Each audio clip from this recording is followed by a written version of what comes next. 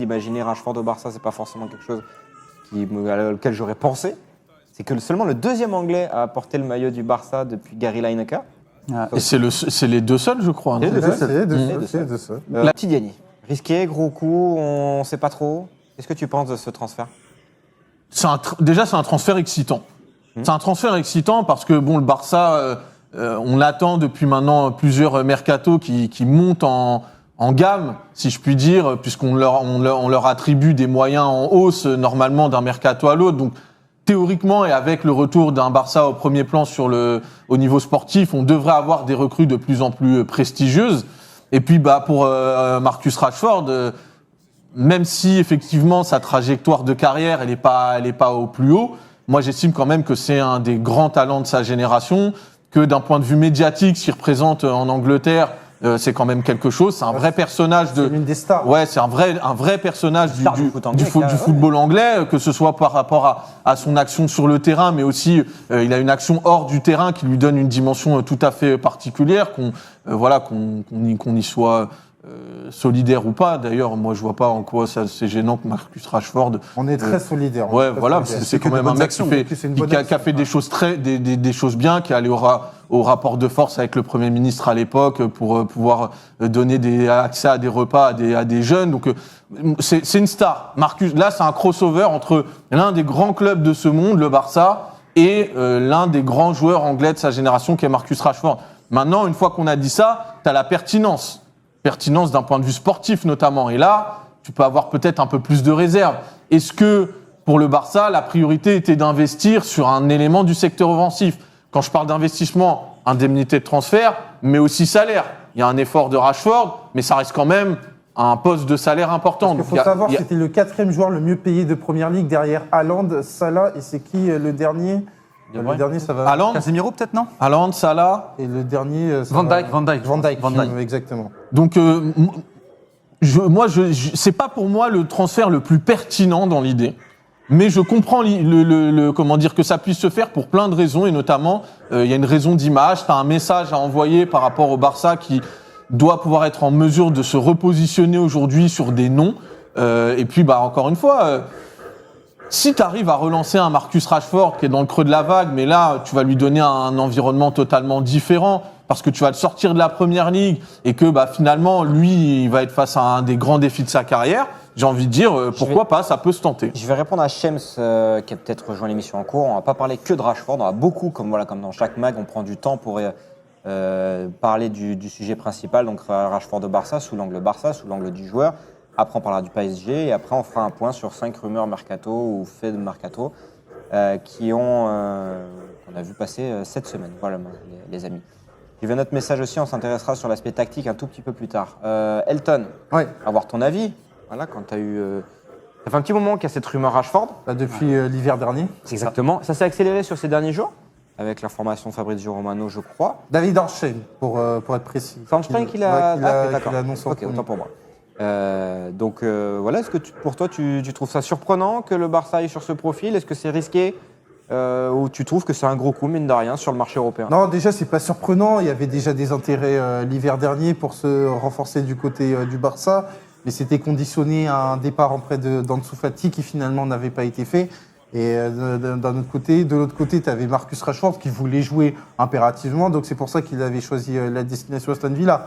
Là, on est sur une autre perspective. Tu as beaucoup plus de temps pour amener cette arrivée. Ansu Fati, depuis, est allé du côté de l'AS Monaco. Et il y avait une vraie volonté du côté du Barça de se renforcer sur le poste d'ailier gauche. Parce qu'il ne faut pas oublier que Rafinha, c'est un intérim qui s'est révélé de très grande qualité. Et j'insiste là-dessus. Et la volonté initiale d'Hansi Flick par rapport au début de saison dernière, c'était déjà par rapport à une arrivée potentielle d'un ailier gauche, c'était de recentrer Rafinha. Là, tu as l'opportunité de le faire. Je pense que ça reste un bon coup par rapport à l'opération financière. C'est un prêt avec option d'achat, tu t'engages pas, tu as le temps de voir un Marcus Rashford qui va être avec un autre état d'esprit. Salaire, on sait à peu près? Le salaire, il va baisser de moitié.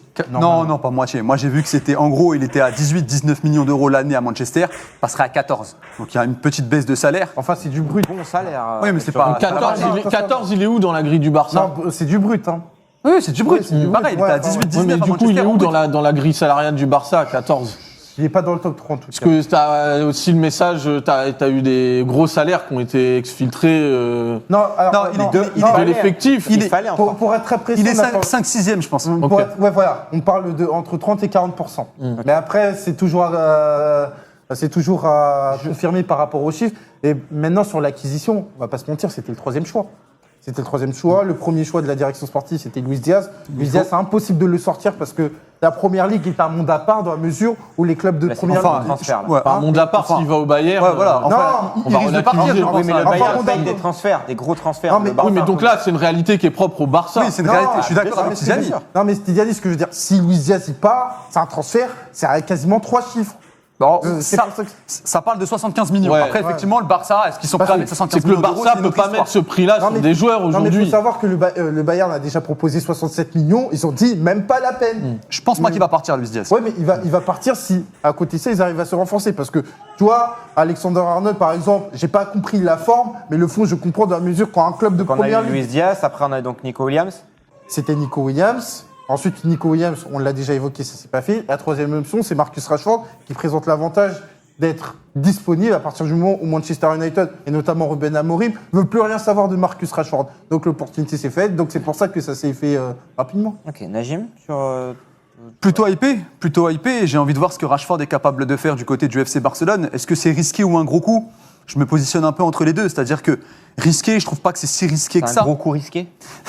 Non, parce qu'en fait, c'est pas vraiment risqué dans le sens où ça reste un prêt. Alors effectivement, il y a le salaire, où le Barça va payer intégralement les 14 millions d'euros à l'année, mais il n'y a pas d'indemnité de transfert. Donc ça reste quand même financièrement, je trouve, plutôt une bonne opération. En tout cas, pour le moment. Pour le moment. Il pourrait y en avoir une l'année prochaine. Et ensuite, effectivement, il y a cette option d'achat de 30 millions d'euros. Alors, est-ce qu'ils vont la lever ou pas? Ça dépendra de ce que Rashford va réaliser. Et il y a une petite clause de pénalité, comme ça avait été le cas avec Sancho, c'est-à-dire que si le Barça ne paye pas la clause, l'option d'achat de 30 millions, ils devront payer un 5 ou 6 millions à Manchester United, une petite clause de pénalité pour ne pas avoir levé l'option d'achat. Ça avait été le cas déjà pour Sancho du côté de Chelsea cette saison. C'est presque un prépayant, quoi. C'est un peu ça, ouais.